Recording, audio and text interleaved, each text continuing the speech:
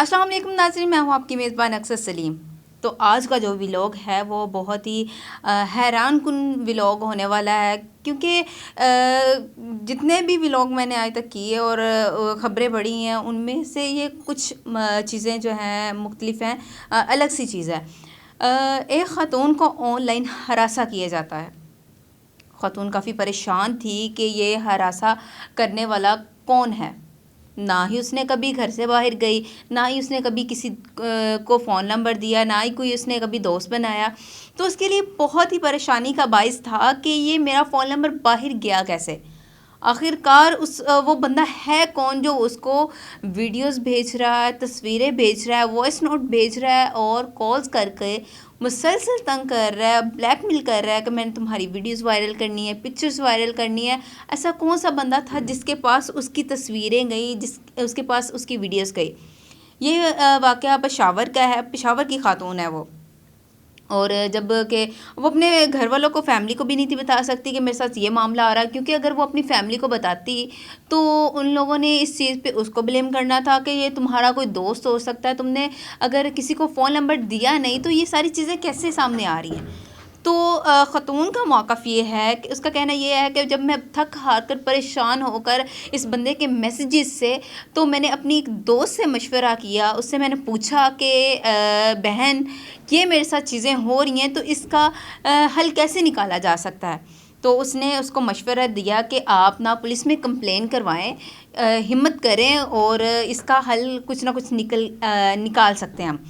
तो उसने अपनी दोस्त की बात मानते हुए पुलिस स्टेशन गई और वहाँ पर उस बंदे के ख़िलाफ़ एफआईआर करवाई और उसका फ़ोन नंबर ट्रेस करवाया और सारी चीज़ें जो थी ना, सारा डाटा जो है ना उसका निकलवाया और पता चल गया कि वो बंदा आखिरकार कौन है।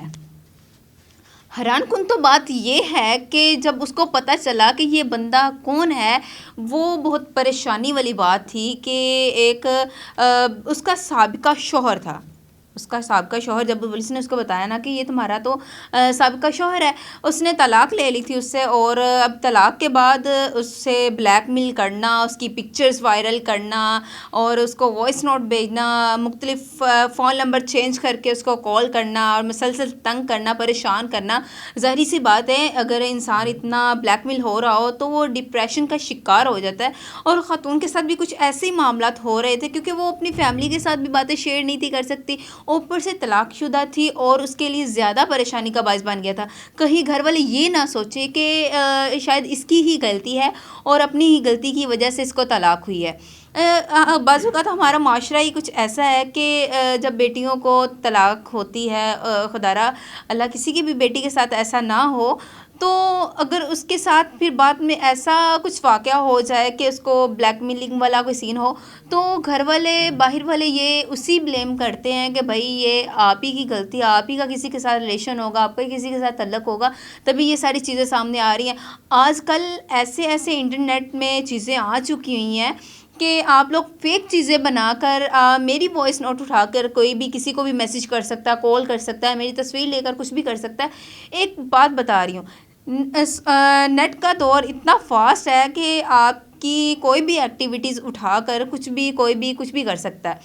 तो ये बात बताने का मकसद ये है कि उसके साथ भी कुछ ऐसा ही मामला पेश आया और जबकि उसको पता चल गया कि मेरा ये साहब का शौहर था और उसने जब उसको गिरफ़्तार किया पुलिस ने, तो उससे पूछा गया कि आपके साथ, आपने अगर बीवी को छोड़ दिया था, उसको ब्लैकमेल करने का, इतना परेशान करने का मेन मकसद तुम्हारा क्या, वो चीज़ बताओ। तो उसने कोई ख़ास बात नहीं की, बस मुझसे गलती हो गई। जैसा कि इंसान जब पकड़ा जाता है तो फिर उसका यही मौक़िफ़ होता है कि मेरा कोई कसूर नहीं है, गलती हो गई है मुझसे, या फिर मैं इसको छोड़ना नहीं था चाहता, या फिर इसने खुद अपनी मर्ज़ी से तलाक ली है, मैं इसको अपने पास रखना चाहता था।